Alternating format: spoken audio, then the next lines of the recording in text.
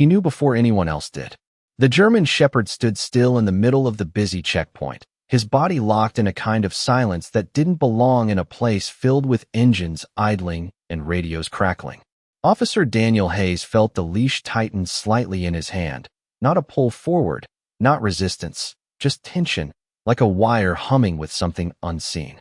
It was late afternoon in Maricopa County, Arizona, the kind of dry heat that clung to your skin even as the sun began to dip, painting everything in soft gold. Traffic rolled through in slow intervals, families returning home, trucks carrying cargo, nothing out of the ordinary. And yet Rex, a 6-year-old K9 trained in detection and patrol, had stopped. Not alerted, not barked, just stopped. Hayes followed the dog's gaze and found it resting on a little girl standing beside a silver SUV. She couldn't have been older than 7. Blonde hair tied loosely, a small pair of sneakers dusted with the same desert grit that coated everything out here. She wasn't crying. That was the first thing he noticed. Kids at checkpoints usually clung to their parents, fidgeted, asked questions. This girl did none of that. She stood still, one hand hanging by her side, the other slightly raised, fingers curled in a way that looked almost accidental. But Rex didn't see it as accidental. His ears were forward, eyes sharp, locked onto her like she had just spoken a language only he understood. Hayes narrowed his eyes slightly, scanning the situation. The man beside her, mid-30s, clean-cut, baseball cap pulled low, kept his posture casual, one hand resting on the open driver's side door. Nothing outwardly suspicious. Plates checked out. No visible signs of distress. Just another stop in a long shift. Easy, Rex, Hayes murmured under his breath, his voice low, controlled, the way he always spoke when something felt off, but not yet wrong. The dog didn't move. The girl's eyes flicked again, not toward Hayes, not toward the officers, but back to Rex. And then it happened again. A small motion. Her fingers tightened, then relaxed. Subtle. Almost nothing. If you weren't looking directly at it, you'd miss it. But Rex didn't miss anything.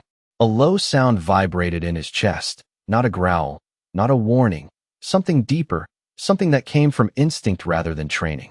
Hayes felt it through the leash before he heard it. That was when the air shifted, not in a way anyone else noticed, but in the quiet space between what was seen and what was felt. Hayes had worked with Rex for 3 years. Afghanistan before that. Streets after. He had learned to trust the dog in ways he didn't always trust himself. Rex didn't react to noise. He reacted to truth. And right now, Rex was listening to something no one else could hear. Hayes took a slow step forward, his boots crunching lightly against the gravel, his eyes never leaving the girl. She didn't step back, didn't call out, just held that same stillness, like she was waiting for something to happen, or for someone to understand. The man beside her shifted slightly, glancing down at her, then back at Hayes with a polite, almost practiced smile. "Everything all right, officer?" he asked, his tone even, controlled. Hayes didn't answer right away, because Rex had moved. Just half a step, but it was enough. The kind of step that said the moment had already begun, even if no one else had realized it yet. And somewhere in that quiet, between a child's silence and a dog's instinct, something unseen was about to surface. Hayes felt the shift before he understood it. The way the air seemed to tighten around the moment, as if something invisible had drawn a line no one else could see. And Rex stepped again, slower this time, deliberate, his body low but controlled, not aggressive, not uncertain, just certain in a way that made Hayes' pulse settle into something sharper, more focused. Because this was the posture Rex took when the world was lying, and only he could hear the truth underneath it, and Hayes trusted that more than any report, more than any calm voice standing in front of him. The man by the SUV straightened slightly, just enough for Hayes to catch it. That subtle tightening in the shoulders people did when something inside them shifted from ease to awareness, and the girl remained still, her eyes never leaving Rex, not even when Hayes moved closer, her small hand lowering now, but not relaxing, fingers still holding that strange memory of movement like a signal that had already been sent and was now waiting to be received. "Sir, I am going to need you to step away from the vehicle for a moment," Hayes said, his tone even, respectful, the kind of calm that did not accuse but did not invite argument either. And the man hesitated for half a second too long before nodding, offering that same practiced smile again, stepping back. with an ease that looked correct but felt rehearsed, like someone following instructions they had memorized rather than lived. Rex did not look at the man, not once, his focus never breaking from the girl, and that was what settled it deep in Hayes' chest, because Rex always tracked the source, always followed the scent, the behavior, the truth, and right now the truth was standing in a pair of small shoes coated in desert dust. Hayes crouched slightly, lowering himself just enough to meet the girl at eye level without closing the distance too fast, his voice softening in a way he had learned over years of talking to people who needed space more than questions. "Hey there, sweetheart. You doing okay?" he asked, and for a moment nothing happened. The hum of engines, the faint crackle of a radio somewhere behind him, the distant sound of tires rolling over asphalt, all of it filled the silence she left behind. And then her lips parted just slightly, not to speak, but to breathe in like. She was choosing something carefully, and her eyes flicked once more to Rex before returning to Hayes. And that was when Rex let out another low vibration, deeper this time, enough that the leash shifted in Hayes' grip. Hayes followed the girl's gaze without turning his head too quickly, tracing the invisible line between her and the dog. And then, slowly, he saw it again, the movement, her fingers brushing lightly against her wrist, pressing for just a second before releasing, not random, not nervous, but patterned, like something taught, something remembered under pressure. Hayes' mind did not jump to conclusions, it never did, but it filed things, details, patterns, the way a Marine learned to read a room before it spoke. And Rex was reading something now, something that did not match the calm surface everyone else saw. And that was enough. "Rex," Hayes said quietly, not a command, more of a question, and the dog responded with a shift of weight, his body angling just slightly, not toward the girl anymore, but toward the SUV, toward the space behind her, toward something that had not yet been revealed, but was already known in that silent language between instinct and truth. The man took another step back, hands visible, posture still composed, but his eyes moved now, just briefly, toward the vehicle. And that was all Hayes needed, because sometimes the smallest glance carried the loudest confession, and as the sun dipped lower, casting longer shadows across the checkpoint, Hayes realized that whatever this moment was, it had already crossed the line from routine into something else entirely, something quieter, deeper, and far more important than it first appeared. The moment stretched thin, like a breath held too long, and Hayes could feel it settling into something that would not pass on its own. Something that demanded to be understood, not ignored, and Rex moved again, this time with purpose that no longer asked for permission, his body angling toward the rear of the SUV, his nose lifting slightly, as if catching a scent that did not belong to the open air of the checkpoint, and Hayes followed, each step measured, steady, his mind clearing the way it always did when instinct took the lead over routine. The girl remained where she was, but her shoulders lowered just a fraction, not in relief, not yet, but in recognition, as if something she had been waiting for was finally beginning to happen, and Hayes glanced back at her for just a second, long enough to see that her eyes were no longer searching, they were watching, fixed on Rex with a quiet intensity that did not belong to someone her age. "Sir, please remain where you are," Hayes said. Without looking at the man, his voice calm but firm now, the tone of someone who had crossed from conversation into command, and the man nodded again, though this time the smile did not return, his lips pressing together as his gaze followed Hayes and the dog toward the back of the vehicle. Rex stopped near the rear passenger side, his posture tightening, head slightly lowered, ears forward, every line of his body focused, and then he exhaled slowly through his nose, a controlled release that Hayes had seen before, not in training exercises, but in moments when something real was just beneath the surface, waiting to be revealed. Hayes crouched beside him, one hand resting lightly against Rex's shoulder, feeling the steady strength beneath the fur, grounding himself in the presence of the dog who had never led him wrong. And for a second the world around them faded into background noise, engines, voices, the dry wind moving across the open road, all of it distant compared to the quiet conversation happening right here. "What is it, partner?" Hayes murmured, barely above a whisper, and Rex responded not with sound, but with stillness, the kind that pointed rather than pushed, directing attention, rather than demanding it. and Hayes followed that direction, his eyes scanning the lines of the vehicle, the seams, the slight irregularities that most people would overlook, until something caught his attention. Not a clear sign, not an obvious problem, just something that did not quite match, a small detail out of place in an otherwise ordinary scene.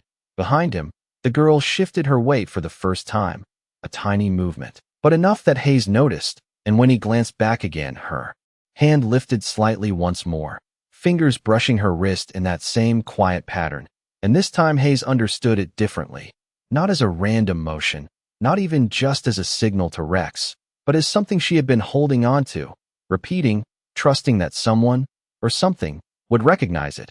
Rex's head turned just slightly, not away from the vehicle, but in alignment with her movement, as if confirming what she had already said without words, and Hayes felt that familiar certainty settle in, the one that came when instinct, training, and something deeper all pointed in the same direction.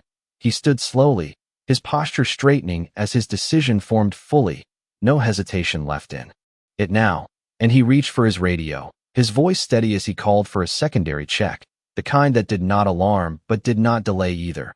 And as he spoke, he kept his eyes on the SUV, on the quiet tension that now surrounded it, on the man who had grown just a little more still, and on the girl, who finally lowered her hand completely, her fingers relaxing for the first time since Hayes had seen her, as if the message had finally been received, and whatever came next, it would no longer be hidden in silence. The radio call had barely faded when the atmosphere shifted again, not louder, not chaotic, but heavier, like the weight of something long hidden beginning to press upward through the surface. And Hayes could feel every pair of unseen eyes in the checkpoint subtly turning toward this moment without fully understanding why. Because nothing dramatic had happened yet. No raised voices, no sudden movements, just a man, a child, and a dog standing in a quiet triangle of truth. Rex remained fixed. Near the rear of the SUV, his breathing slow and controlled, his posture unbroken, as if the world around him no longer mattered. Only what lay just beyond the thin barrier of metal and glass. And Hayes stepped closer, his boots crunching softly against the gravel, each sound amplified in his awareness, each detail sharper now that instinct had taken command. The man shifted again, this time a little more noticeably, his hand brushing against his jeans, then stopping, as if remembering something too late, and Hayes caught it. That flicker of uncertainty, the kind that did not belong to someone with nothing to hide. "We are just going to take a closer look, sir," Hayes said evenly, not accusatory, not aggressive, just final. And the man nodded once more, but the motion was tighter now, less fluid, his eyes no longer meeting Hayes, instead drifting briefly toward the rear of the vehicle before snapping back. And that was enough, more than enough. Behind Hayes, another officer approached at a steady pace, not rushing, not drawing attention, just closing distance the way professionals did when something required presence without panic. And Hayes gave a slight nod, without turning, acknowledging the support without breaking the moment. Rex's head tilted just a fraction, his nose lifting again, then lowering toward the seam of the rear door, and a quiet sound escaped him. Not a bark, not a growl, but a soft, deliberate exhale that carried meaning only Hayes fully understood. A confirmation, not a question. Hayes reached for the handle, his movements calm, practiced, the kind that did not escalate but did not hesitate either. And for a second, just a second, everything seemed to pause, the wind easing, the distant hum of traffic dulling, even the sunlight hanging in place as if waiting for what came next. He glanced once more toward the girl, and this time her eyes met his fully. No flicker, no fear in the way most would expect, just a quiet steadiness, and something else beneath it, something like hope held carefully, like she had placed a message into the world and was now watching it unfold exactly as she believed it would. Hayes opened the rear door slowly, not with urgency, but with intention, and Rex leaned forward just enough to look inside, his body still outside the vehicle, his discipline intact, but his focus absolute. And Hayes followed his gaze, his eyes adjusting to the shaded interior, scanning not for something obvious, but for something that did not belong, something that disrupted the quiet logic of an ordinary vehicle. Behind him, the second officer stood ready, silent, observing, while the man near the driver's side had grown still in a different way now, not composed, not relaxed, but held, as if he understood that whatever had been invisible moments ago was no longer hidden. And then Hayes saw it, not all at once, not in a dramatic reveal, but in pieces, small details aligning into something larger, something that explained the silence of a little girl and the certainty of a dog. And as that understanding settled into place, slow but undeniable, Hayes exhaled quietly, his hand resting briefly against Rex's shoulder in acknowledgement, because once again, the truth had not announced itself with noise. It had been found in the space where only instinct, trust, and something deeper than both could see clearly, and now that it was seen, it could no longer remain unseen. It was not one thing that revealed it, not a single object or an obvious sign, but a collection of small details that did not belong together, the kind of quiet inconsistencies that only made sense when seen as part of a larger truth. And Hayes felt it settle into place slowly, like a puzzle completing itself without needing to force the pieces, and Rex remained still at his side, his presence steady, as if he had already known this moment would come. Inside the rear of the SUV, the space was neat, almost too neat, items arranged with care but lacking the natural disorder of everyday life. A folded blanket that had no sign of use, a small bag placed too precisely in the corner, and a faint scent that did not match the clean appearance. Something subtle but persistent, something Rex had caught long before Hayes had even stepped closer. Hayes leaned in slightly, his eyes narrowing as he followed that instinct, not rushing, not reacting outwardly, just observing, allowing the truth to show itself fully rather than forcing it into view. And as he did, he noticed something else, something smaller, tucked near the edge of the seat, a child's object, but not something casually left behind, something placed, something hidden in plain sight. And that was when the final piece aligned with everything that had come before. Behind him, the second officer shifted position, his presence calm but alert, and Hayes straightened slowly, his expression unchanged, but his understanding complete now, no longer a question, no longer a suspicion, but a certainty that moved quietly beneath the surface. He closed the rear door gently, not with finality, but with intention, as if sealing the moment before it could scatter, and turned back toward the man, whose posture had grown tighter still, the practiced ease now replaced by something more rigid, more controlled, as though he were holding himself in place rather than standing naturally. "Sir, I am going to ask you to step over here with my partner," Hayes said, his voice even, leaving no room for negotiation but offering no accusation either. And the man hesitated. Again, just for a fraction of a second, before complying, his movements careful, measured, each step carrying a weight that had not been there moments ago. Hayes did not watch him closely, not because it did not matter, but because his focus had already shifted, back to the girl, back to the quiet center of everything that had unfolded. She stood in the same place, but something about her had changed, not outwardly, not in a way most would notice, but in the subtle release of tension, the way her shoulders no longer held that invisible weight, the way her hands now rested naturally at her sides, no longer repeating the signal she had trusted someone would understand. Hayes approached her again, slower this time, lowering himself to her level, his voice softer, more grounded. "You did good," he said quietly, not asking, not probing, just acknowledging. And for the first time, she responded, not with words at first, but with a small nod, her eyes shifting briefly toward Rex, who had finally relaxed his posture, his tail giving a slight, almost imperceptible movement, not excitement, not relief, just recognition.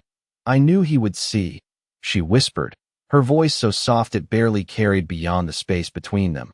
But it was enough, more than enough, and Hayes felt something tighten in his chest, not fear, not tension, but something deeper, something that came from witnessing a moment where trust had crossed the gap between silence and understanding. Behind them, the routine of the checkpoint continued, vehicles moving, voices speaking, the world carrying on as it always did, unaware of the quiet shift that had just taken place, unaware that something hidden had been brought into the light not by force, not by noise, but by a small signal, a steady gaze, and a dog who listened to what could not be spoken. And as Hayes stood there, looking between the girl and Rex, He understood something that no training manual had ever fully explained, that sometimes the most important truths did not need to be said out loud. They only needed someone willing to hear them. The sun had dipped lower now, stretching long shadows across the checkpoint, and the golden light softened everything it touched, turning steel and dust into something almost gentle. But the weight of what had just unfolded did not fade with the light. It stayed, quiet and present, settling into the space between those who understood and those who did not yet know. Officer Hayes remained crouched for a moment longer beside the girl, Emily, letting the silence breathe rather than filling it with questions, because he had learned over the years that some truths came more easily when they were not chased, and beside him, Rex shifted slightly, no longer rigid, no longer fixed, but still attentive in that calm, grounded way that meant the danger had passed but the meaning remained. Behind them, another officer guided the man a few steps farther away, not forcefully, not dramatically, just enough to separate him from the vehicle and from the quiet center where the truth had surfaced, and there was no shouting, no sudden movements, only a steady unfolding of procedure that carried its own quiet authority. Hayes finally rose to his feet, his movements unhurried, and offered a hand to Emily, not pulling, not insisting, just there, open, and she looked at it for a brief second before placing her small hand in his, her grip light but certain, as if she had already decided long before this moment that she would trust the one who understood. They walked a few steps away from the SUV, toward a shaded area near the edge of the checkpoint where the air felt cooler, where the noise of passing vehicles softened into a distant hum, and Rex followed close at Hayes' side, his presence steady, his eyes occasionally flicking back to Emily, not out of concern, but recognition, like two beings who had already spoken more than words could carry. Hayes knelt again once they reached the shade, lowering himself to her level, his voice gentle but clear. "You are safe here, all right," he said, not as reassurance alone, but as a statement of fact, something solid she could hold on to, and Emily nodded, her eyes moving briefly toward Rex before returning to Hayes.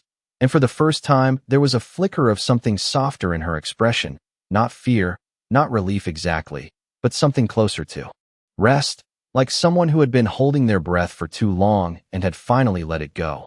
A female officer approached quietly, her demeanor calm and warm, kneeling beside Emily with a soft smile, introducing herself in a tone that carried care without pressure, and Hayes stepped back just enough to give them space, his attention shifting between the ongoing situation and the small, steady moment unfolding here. Rex sat beside him now, his posture relaxed but alert, and Hayes reached down, resting a hand briefly on the dog's head, fingers pressing lightly into the thick fur, a silent acknowledgement of the role Rex had played, not as a tool, not as an asset, but as a partner who had seen what others could not. In the distance, the routine of the checkpoint continued, cars moving forward, officers speaking, radios crackling with ordinary updates, the world carrying on in its familiar rhythm. But for Hayes, something had shifted in a way that would not easily fade, because moments like this did not announce themselves with noise or spectacle. They arrived quietly, in the space between a child's courage and a dog's instinct, and they left behind a kind of understanding that settled deeper than training, deeper than protocol. He glanced once more at Emily, now speaking softly with the officer beside her, her hands no longer tense, her posture no longer guarded, and then at Rex, who looked back at him with those steady, knowing eyes.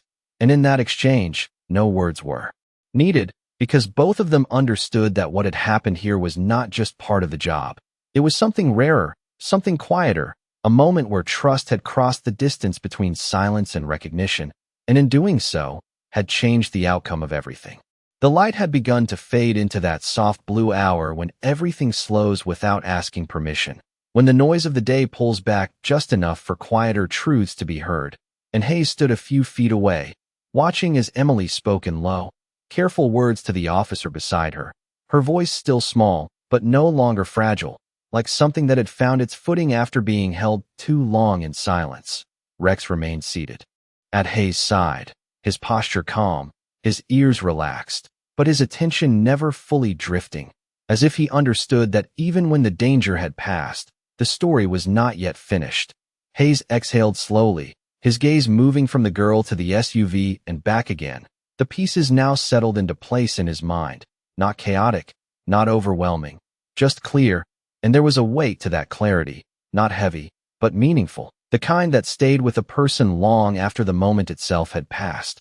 One of the officers approached him quietly, speaking in a low tone that carried information without urgency, confirming what Hayes had already sensed, that the situation was more than it had first appeared, that the quiet signal had uncovered something that had been carefully hidden, and Hayes nodded once, not surprised, just acknowledging what Rex had already told him long before anyone else had seen it. He glanced down at the dog beside him, his hand resting briefly against Rex's neck, fingers pressing into the familiar warmth, and there was a silent exchange there, not praise, not command, just recognition, the kind that did not need to be spoken because it had been earned over time, over trust, over moments exactly like this.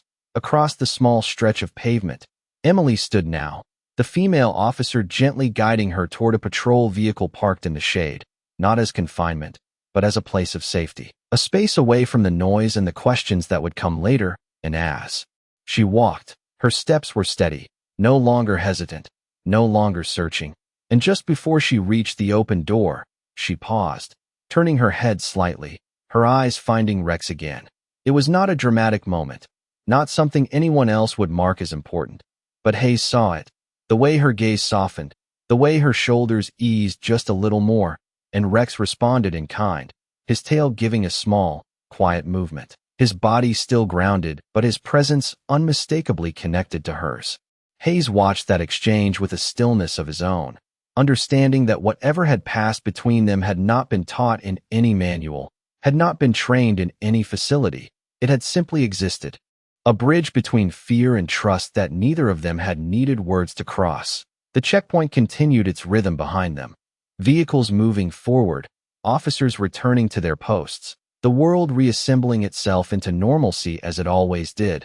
But Hayes knew that normal was a fragile thing, easily broken, easily restored, and sometimes, if you were paying attention, you could see the exact moment when it shifted. He turned slightly, scanning the horizon where the last of the sunlight slipped behind the distant hills, the air cooling, the sound softening, and he thought about how close it had all come to passing unnoticed. How easily a small gesture could have been dismissed, how quickly a quiet signal could have been lost in the noise of routine, and yet it had not been, because one dog had chosen to listen, and one child had chosen to trust that someone would understand. Hayes took a slow breath, grounding himself in the present, in the steady presence of Rex at his side, in the knowledge that not every story announced itself with urgency. Some arrived quietly, asking only that someone be willing to see what others overlooked. And as he turned back toward the checkpoint, ready to step again into the rhythm of duty, he carried that understanding with him, not as a lesson spoken aloud, but as something deeper, something that would remain long after the moment itself had faded into memory. The patrol vehicle door remained open, its interior dim under the fading light, and Emily paused there for just a moment longer, her small frame outlined against the soft glow of the dashboard, as if she was standing between two worlds, one she had just stepped out of, and one she was only beginning to understand, and the officer beside her waited patiently, not urging, not rushing, simply allowing the moment to unfold at its own pace. Hayes stood at a distance, his posture relaxed but attentive, his eyes moving between Emily and Rex, aware that something was still settling, something quiet and unseen that had not yet fully come to rest. Rex shifted slightly at his side, not restless, but aware, his head turning just enough to keep Emily within his view, and Hayes noticed the way the dog's breathing remained steady, grounded, as if he had already accepted the outcome long before anyone else had confirmed it.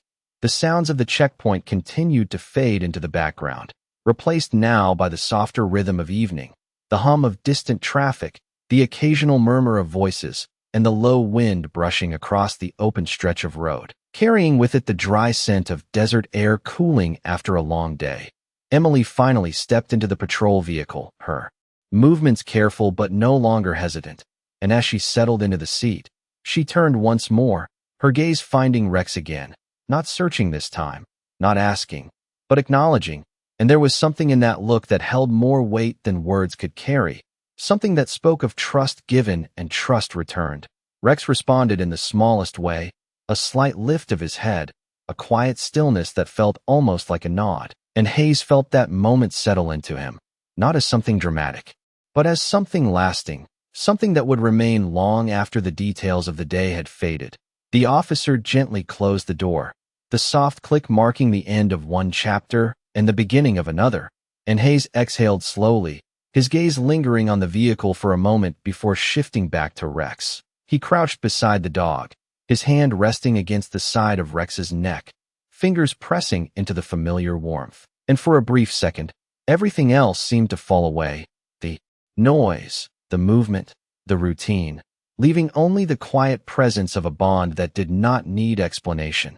"You saw it," Hayes murmured under his breath, not as a question, not as praise, just a statement of something he had come to rely on, and Rex remained still, his eyes steady, reflecting that same calm certainty that had guided them here.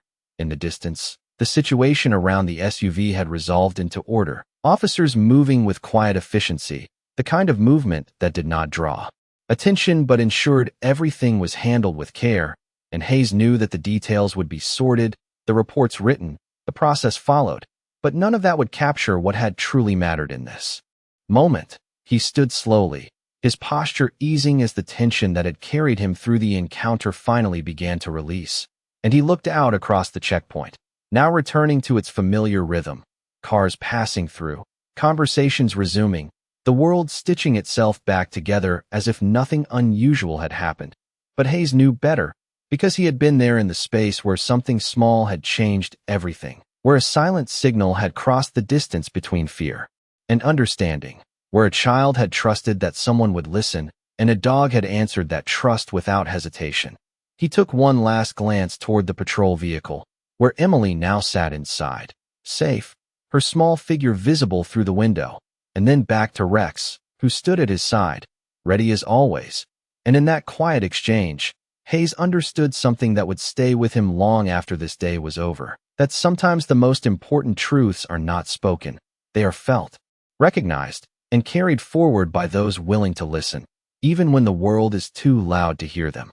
The night settled in quietly over the checkpoint, not with a sudden drop, but with a gradual dimming, the sky shifting from soft blue to a deeper shade that carried a kind of stillness with it, and the artificial lights flickered on one by one, casting pale pools across the pavement where hours earlier the sun had stretched long golden shadows. And now everything felt calmer, slower, as if the day itself had exhaled and stepped aside. Hayes stood near the edge of the lane, Rex beside him, both of them watching the final few vehicles pass through, the routine returning to something familiar, something predictable. But beneath that surface, Hayes carried the quiet weight of what had happened, not heavy, not overwhelming, just present, like a memory that had already chosen to stay. The patrol vehicle that held Emily had long since pulled away, its taillights disappearing down the road hours ago, taking with it the small figure who had changed the course of this day without raising her voice, without asking for help in any way most people would recognize. And yet she had been heard, because someone had been willing to listen differently. Hayes shifted his stance slightly, his boots scraping softly against the pavement, and glanced down at Rex, who sat calmly, his posture relaxed but alert in that effortless way that had become second nature to him. And Hayes reached down, resting his hand briefly on the dog's head, fingers pressing into the thick fur as he had done countless times before. But this time there was something quieter in the gesture, something more reflective. "Not everything needs a voice." "Huh," Hayes said softly, almost to himself, and Rex did not respond with movement or sound, only that steady presence, the kind that had guided them through uncertainty without hesitation. And Hayes let out a slow breath, his gaze lifting toward the dark horizon where the road stretched out into distance, carrying stories he would never see, moments he would never know. And he understood that what had happened here was one of those rare intersections where everything aligned just enough for truth to surface. Behind him, the other officers moved through the final steps of their shift, equipment checked, reports beginning to take shape in quiet conversations, the kind of routine that wrapped around events like this and placed them into order, into language, into something that could be filed and understood on paper, but Hayes knew that no report would capture the real moment. The stillness of a child standing without fear, the subtle movement of her hand, the way Rex had stopped without command, the silent exchange that had carried more meaning than any spoken word. He looked out once more across the emptying lanes, the night air cooler now, carrying a faint breeze that moved gently against his uniform, and for a second, everything felt still in a way that did not come often, a pause between what had been and what would come next. Hayes closed his eyes briefly, not out of fatigue, but in acknowledgement, a quiet recognition of something. Larger than training, larger than routine, something that reminded him why he had chosen this path in the first place, not for the moments everyone saw, but for the ones that happened in silence, where the difference between missing something and understanding it could change everything. When he opened his eyes again, Rex was still there, steady, grounded, ready, and Hayes gave a small nod, not as a command, not as an instruction, just as a shared understanding. And then he turned back toward the checkpoint, toward the rhythm of duty that would continue long after this night, carrying with him the quiet truth that sometimes the smallest signal, given in trust and received in stillness, could echo farther than any shout. And in that echo, two souls could find their way back to something safe, something whole, without ever needing to speak a word.